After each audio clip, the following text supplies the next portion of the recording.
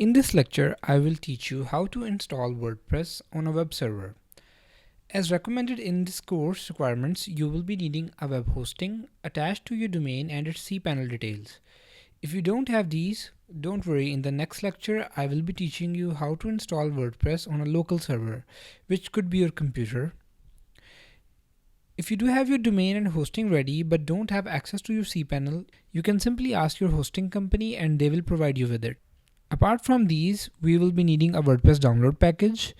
To download the WordPress package, go to www.wordpress.org and hit download. And again click on download button. On click, download will start, so we will wait till the download is completed. Okay, so now at this point we are logged in our cPanel and we have WordPress package downloaded on our system. This page you are looking at is our cPanel. On this page, find the File Manager button and click it. It will take a few seconds and load a page which will look like this.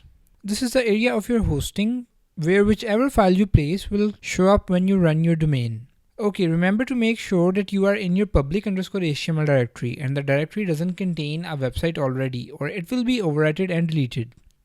Now we will begin uploading our WordPress package. For that, you have to click this upload button over here. It will take a few seconds and load this page. What you have to do is click on the choose file button and you have to browse where you downloaded the WordPress package. In my case, it's here in my download folder. Here it is. Once you hit enter, it will start uploading, as you can see over here. We will wait till it uploads.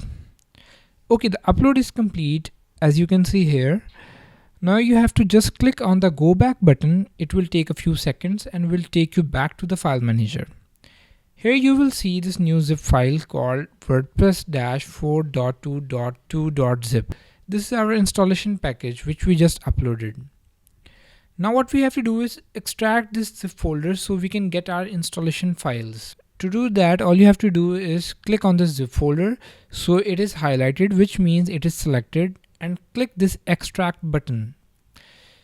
It will ask you where you want to extract. Since we want our website to be in public_HTML, so we will leave it as it is and hit extract files. It will take a few minutes and the pop-up will show you that all the files are extracted but in a subfolder. This is the default WordPress way of packaging, so we can't do anything about it. So hit close and head to newly created WordPress folder by double clicking on it. These are the files I mentioned. Now what we have to do is we have to move all these files in our public_HTML. To do that, click on select all and click the move files button.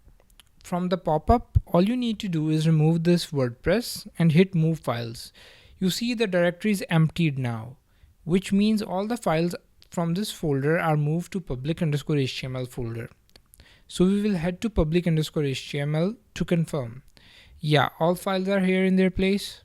So let's delete what we don't need, like this WordPress package and WordPress folder which is empty. Just select them by holding Control and click delete and delete again. Okay, so now if you will run your website, you will see this section. Mainly this is the WordPress installation wizard, which will take you step by step and show you how to install WordPress, which is actually very simple. From the first screen, you can select the language of your choice. In my case, I will stick with English and hit continue. Okay, the next page is telling me about the requirements which are needed to install WordPress. The first one is database name, second is database user, database password, database host, and table prefix, which means we will be needing a database where WordPress will install all its data and settings. Secondly, we will need a username and password, which means we will need to create a user which will interact with our database. To do that, we will just head back to our cPanel. In this cPanel page, we will have to find an option called MySQL database. Click on it. It will take a few seconds to load.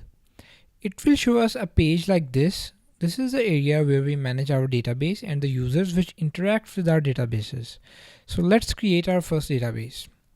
Here we have a section called Create New Database. I'm going to put a database name in this input. Let's name it Test and hit Create Database. Now it's telling me that database ZZZ_test test is created successfully. I will hit go back. Now what I need is to create a user which will interact with this database we just created. We have a section here, add a new user. So I will put a username, let's say Ayaz, then a password, test123 maybe. Yeah, test123 would be fine. If you want a strong password, you can hit password generator to create a password. But I prefer keeping my own passwords because they are easier to remember and no need to save them anywhere for future usage. Okay, so I added my username, password, again password, and click create a user. It will take a few seconds and will tell you that you have successfully created @z_Ayaz. Okay, let's go back. So now I will scroll down and you will see a section called add a user to a database. Here you have to select your database and the user you just created and click add. It will take you to this page. This is a privileges page where we are going to give our users permission to options and features for utilizing the database. In case of WordPress, the user needs to have permissions for all the privileges. So we will click all privileges. So all are selected and click make changes. It will update for a few seconds and will show me that you have successfully granted privileges on the database @z_test to the MySQL user @z_Ayaz. That means everything is ready now which WordPress requires for installation. So let's hit go back. Okay, we're good to go. Now let's head back to the tab where we have our installation wizard. Here it is. Okay, so like stated, here we have all the things we needed about the fourth and fifth option, database host and prefixes. You don't need to worry about that. Database host is usually local host, so we will use that. About the table prefix, mainly it is a prefix which WordPress will use before all its table it will install in the database. It can be anything. By default it's WP. It is better to change it for security reasons. So let's keep it TS. Okay, so let's hit the let's go button and start installing. After hitting the let's go button, it will take you to this page where it is asking for the database name. In our case, we named it @z_test.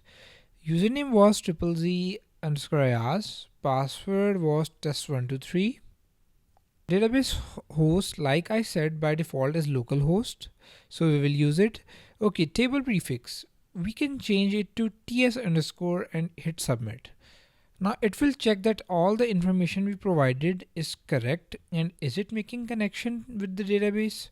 Once it's successful, it will give you the option to run the install.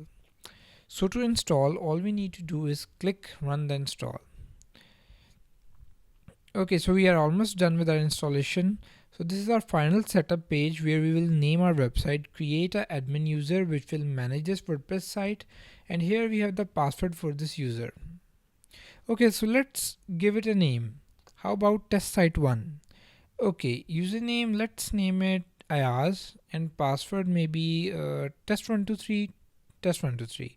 You can keep whatever password you like. Since it is a dummy installation, I am not worried about the password strength, so I'm going to go with that.